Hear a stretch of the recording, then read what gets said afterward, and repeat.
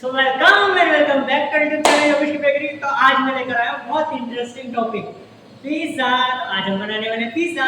तो आप सभी डोमिनोज के पिज्जा तो खाए होंगे ना, और पिज्जा के पिज्जा भी खाए होंगे। तो आज आप खाना योगेश की बेकरी का पिज्जा। आपको एक नंबर पिज्जा मिलने वाला है, डोमिनोज भी फेल, पिज्जा हट भी फेल। तो बनाएंगे अपने पिज्जा बेस का डो और पिज्जा। तो आज रेसिपी पर अंत तक बनी रहेगा। आज टॉपिक बहुत इंटरेस्टिंग होने वाला है। सो अंत तक वीडियो पर बने रहिएगा। आपको पिज्जा का बेस और पिज्जा कैसे बनाते हैं वो दोनों चीजें आपको मैं इसी रेसिपी में कवर कर दूंगा। तो अंत तक मेरी वीडियो पर बने रहिएगा। अगर आपको मेरी पिज्जा की रेसिपी पसंद आए तो प्लीज मेरे चैनल को लाइक शेयर एंड सब्सक्राइब करना मत भूलना। दोस्तों, पिज़्ज़ा को बनाने के लिए कुछ बेसिक इंग्रेडिएंट है, जिसके अंदर हमारा सबसे पहले नमक है जो 20 ग्राम है।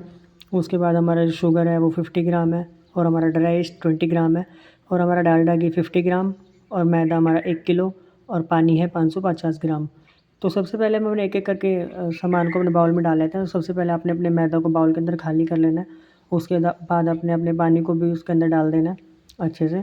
फिर एक एक करके अपने नमक को, चीनी को, और फिर उसके बाद हम डालेंगे हमारे ईस्ट को, और उसके बाद लास्ट में हमारा जाएगा डालडा घी। डालडा घी आपके पास नहीं है तो आप इसके अंदर ऑयल भी यूज़ कर सकते हैं, कोई दिक्कत नहीं है। तो हमारा सामान तो ऑलमोस्ट डल चुका है। अब लगाते हैं हमारे इसको मशीन के अंदर और करते हैं इसको गूंदना शुरू। अब ये 4 से 5 मिनट के अंदर फटाफट से गूंज जाएगा। तो आपने एक चीज़ का ध्यान रखना है, अपने पिज़्ज़ा के डो को आपने ज़्यादा गूंदना नहीं है। ज़्यादा ज़्यादा गूंदने से उसमें स्ट्रेचेबिलिटी आ जाएगी, और आपका एक जो क्रिस्पनेस आती है आपके डो के अंदर, आपके पिज़्ज़ा के बेस के अंदर, वो नहीं आ पाएगी। तो दोस्तों, जब तक हमारा पिज़्ज़ा का डो गूंद रहा है, जब तक हम अपने ट्रे को रेडी कर लेते हैं, क्योंकि हमें अपने पिज़्ज़ा के बेस काट के इसके अंदर ही लगा के बेक करना है।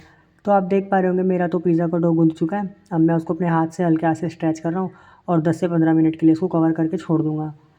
तो ये ऑलमोस्ट प्रूव हो चुका है, थोड़ा सा ढीला हो गया आटा।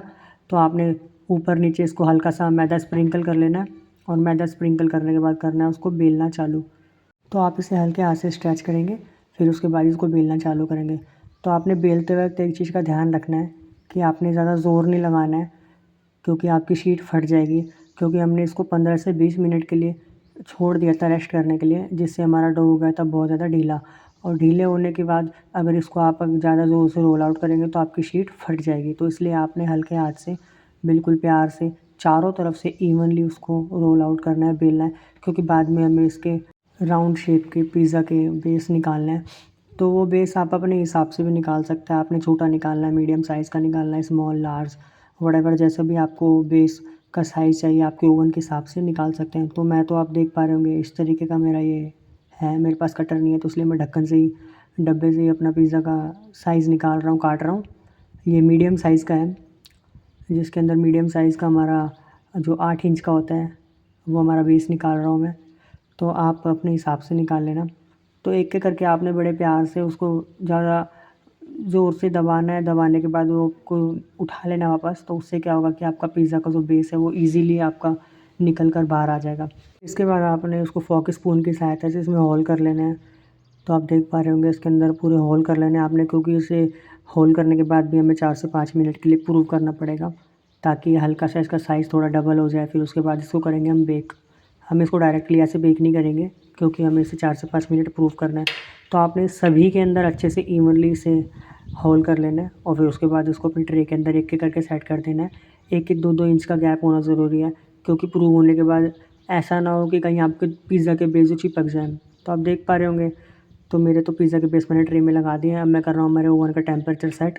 जो इसका बॉटम का टेम्परेचर रहेगा वो रहेगा 220, और टॉप का रहेगा 180। तो हमारे तो हो गए अप्रूव।